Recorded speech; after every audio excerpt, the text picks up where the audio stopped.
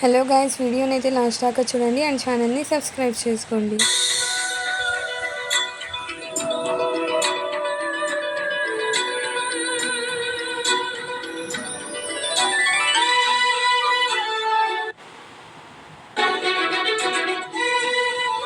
అమ్మా, మీకు విషయం తెలుసా? కల్పన మనోజ్ గారికి డబ్బులు ఎప్పుడో తిరిగిచ్చేసిందంట. ఆ డబ్బులతో రోహిణి మనోజ్తో షోరూమ్ ఓపెన్ చేయించిందంట. వచ్చిన డబ్బులు తీసుకెళ్లి ఇంట్లో ఇవ్వకుండా అలా ఎలా చేశారే? అందుకే కదా ఇద్దరు ఇప్పుడు బాగా ఇరుక్కున్నారు. బాగా అయ్యింది, వాళ్ళకి ఇలా జరగాల్సిందే. చా, నేనొక మంచి సీన్ మిస్ అయ్యాను. నీకు ఇలాంటి సీన్స్ చూడడం బాగా ఇష్టమే. అవునరా, తప్పు చేసిన వాళ్ళు దొరికిపోతే ఆ సీన్ చూడడానికి ఎంత బాగుంటుందో తెలుసా? సుమతి, నువ్వు ఆగవే. రోహిణి తప్పు చేసింది, కానీ తను అలా కొట్టడం తప్పమ్మా. ఇంటికొచ్చిన కోడలి మీద ఎవరైనా అలా చేయి చేసుకుంటారా? నిజమే అమ్మా, మనసుకి చాలా కష్టంగా అనిపించింది, కానీ ఆపలేకపోయాను. మనోజ్ కూడా తప్పు చేశాడు కదా, మరి అతన్ని ఎందుకు ఏమనలేదు? రోహిణి పరాయింటి అమ్మాయి కదరా. మనోజ్ మాత్రం సొంత వాళ్ళని మోసం చేశాడు కదా, తనని ఎవరు ఏమి అనరు. వాళ్ళమ్మ మనోజ్ మీద మాట పడినివ్వదు. అదే కదా మరి, అతన్ని ఎందుకు కొట్టలేదు? అత్తయ్య తన కొడుకుని ఎప్పుడూ ఏమీ చేయదు. ఇప్పుడు కూడా రోహిణి చెప్పడం వల్లే మనోజ్ ఇదంతా దాచిన విషయం బయట పెట్టింది. అందుకని వాళ్ళకి రోహిణి మీద కోపం వచ్చింది.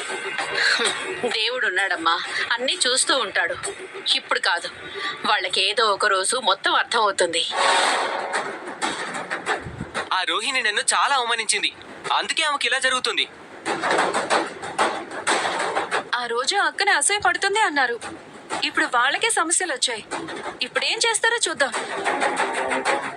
ఏ, ఎవరికి ఫోన్ చేస్తున్నారు? ఎవరికి? ఆ రోహిణికే. కొంచెం ఆపుతావా?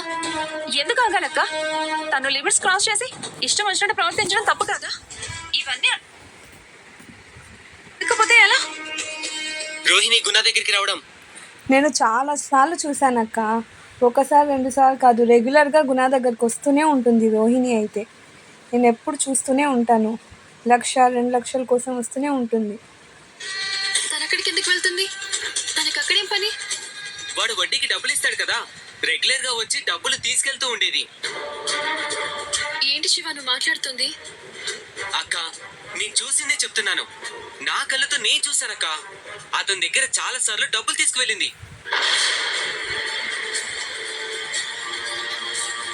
అవునా? మరి రోహిణి నిన్ను చూసిందా? లేదు, తను వచ్చినప్పుడల్లా నేను దాక్కునేవాడిని.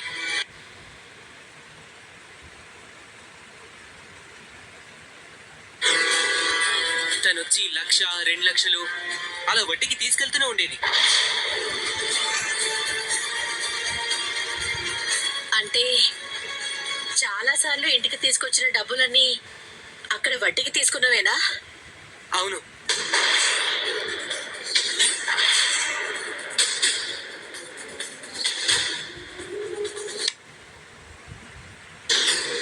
రోహిణి వాళ్ళ నాన్న జైల్లో ఉన్నాడు కాబట్టి పాపం డబ్బు కాస్త అవసరమై ఉండొచ్చు. అందుకే అతని దగ్గరికి వెళ్ళి వడ్డీకి తీసుకుందేమో. అప్పు చేయడం తప్పు కాదమ్మా, కానీ ఆ గుణ లాంటి వాడి దగ్గరికి వెళ్ళి అప్పు చేయడం ఏంటి? వాడు ఎంత చెడ్డోడో తెలుసు కదమ్మా. అయినా తనకేం అవసరం ఉంది? మనోజ్ మంచిగానే సంపాదిస్తున్నాడు ఆ బిజినెస్ పెట్టినప్పటి నుంచి. డబ్బులు తీసుకెళ్తుంటాడా? లేదు. మనోజ్ ఎప్పుడు రాలేదక్క. రోహిణి మాత్రం రెగ్యులర్గా వస్తూనే ఉంటుంది. మనోజ్ అయితే ఎప్పుడు కనిపించలేదు, మనోజ్ ఎప్పుడు రాలేదు. రోహిణి గురించి ప్రతిసారి ఒక కొత్త విషయం బయటపడుతోంది. అసలు తన చుట్టూ ఏం జరుగుతోంది? తనెవరు? అసలు ఎక్కడి నుంచి వచ్చింది తను? ఏంటో అమ్మా.